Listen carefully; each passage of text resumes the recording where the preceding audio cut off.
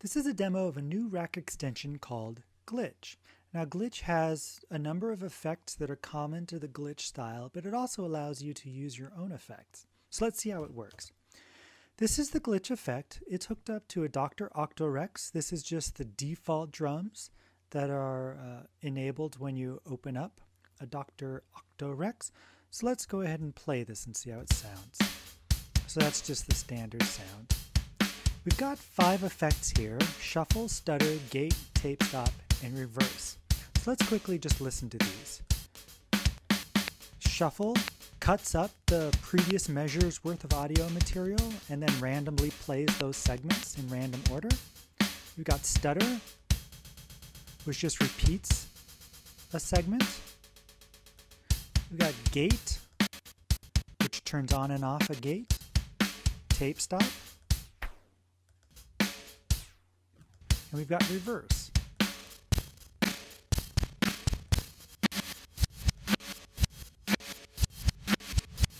Now let's talk a little bit more about each one of these. First, all of these effects have a resolution. So if we listen to gate, for example, the resolution is 1/16. We play that and we hear it turned on and off every 16th note. We can change that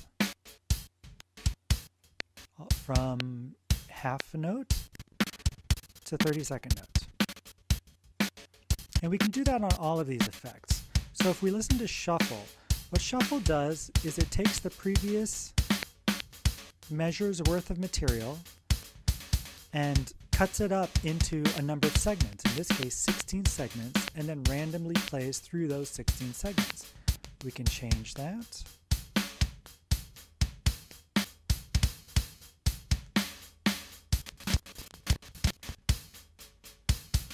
Stutter.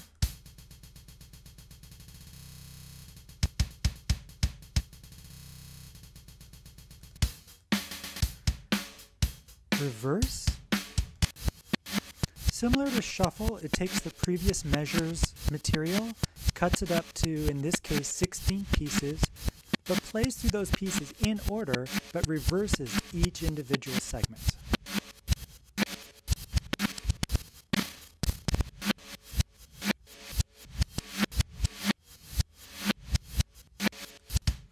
Now tape stop, because tape stop doesn't really have much to do with segments or measures, instead of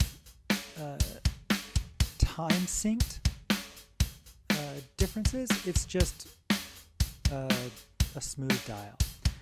So tape stop can go from very quick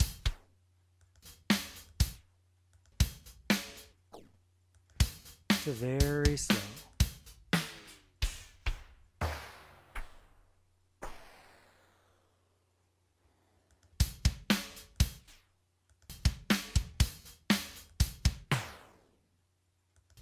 Okay, so those are the 5 effects and the resolutions for each of these. Now there's this random section over here. To enable each effect, you just click the enable, or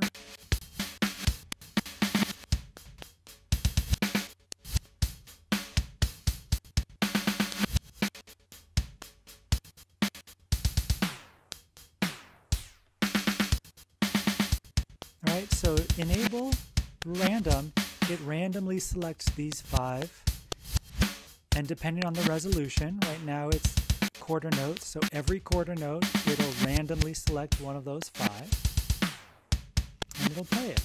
Now the resolutions that are currently selected, those will be the ones that are always selected. So in fact, every time it gets to gate, it'll always play the gate at a resolution of the 16th note. If you want to randomize the resolution as well, then you select the randomized dials. And now not only is the selection of the effect random, but the resolution of the individual effects are random.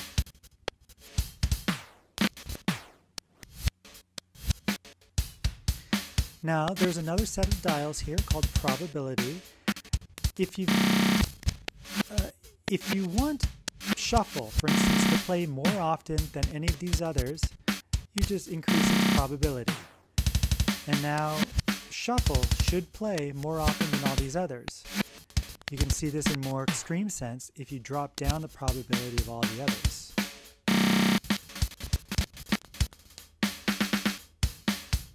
So see how shuffle is playing much more often than any of the others? That's because we have very low probabilities for these four and a very high probability for this one.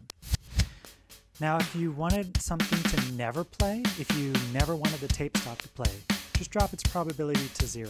In that case, it'll never ever play. And we can see this a little more obviously if we even out the probabilities for everything else and we increase the resolution for the random choices. Notice that the tape stop light never lights up, but all the others do. But as soon as we bring up the probabilities, then it will stop. Alright? Now if you've seen any of my other effects, you know that when I use probabilities or randomness, I also use a seed. What happens is if you set up your random dials to where you like them, they will always play the same. So for instance, let's stop this and start from the beginning. Start it again from the beginning. Start it again from the beginning. You notice that it's the same sequence each time. It starts with the shuffle, and then the gate, and then the stutter and the tape stop. Shuffle, gate, stutter, tape stop. Even though this is random, it's random, but only once you take into account all of the dials of the effect at any particular time. If you change a probability here, then we no longer get shuffle, gate, stutter, tape stop. We get something else. Let's start from the beginning again. Gate, reverse, gate, shuffle. Gate, reverse, gate, shuffle. So we changed the dial and we got a completely different pattern, but it's the same pattern every time you start from the beginning again. Well, now let's say you have the dials exactly where you want them to be, but you don't like the fact that it starts with the gate. You want it to start with something else, whatever else, randomly, but you just don't like this particular choice of randomness. Just change the seed, and now let's start from the beginning again. So now it's a completely different pattern, but let's start again.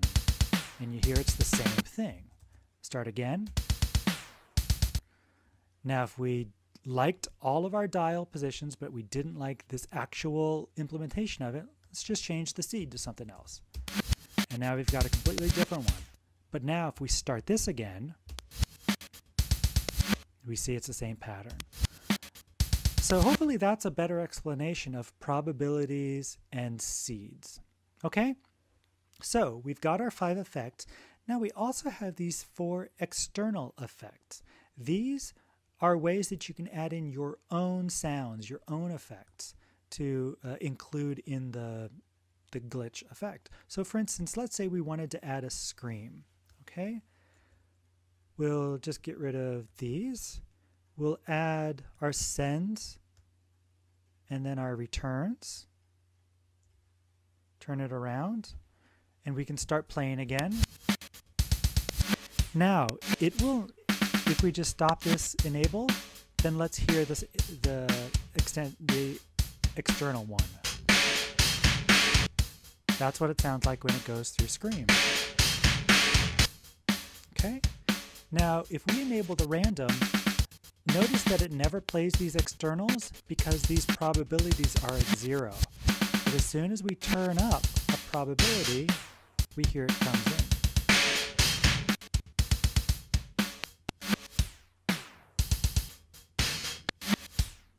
Alright, so this way you can extend glitch to have 4 additional effects, or in fact you can completely turn off all of these effects and just use glitch as a random choice between your 4 new effects. So in fact you don't have to use this for glitch sounds at all. You could use this just to switch between 1 or 2 or 3 or 4 different effects that have nothing to do with glitch sounds or glitch effects. All right. One other thing I should note is that all of these enable dials are mapped to the keyboard. So if we bring up Reason's keyboard, we turn enable off. Let's select, I think we have to make a track for this.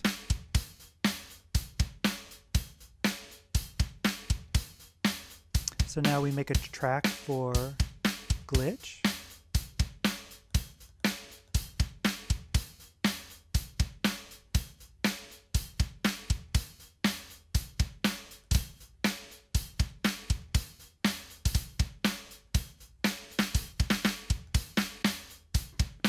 Oh, I'm on the wrong one. Sorry about that. There we go.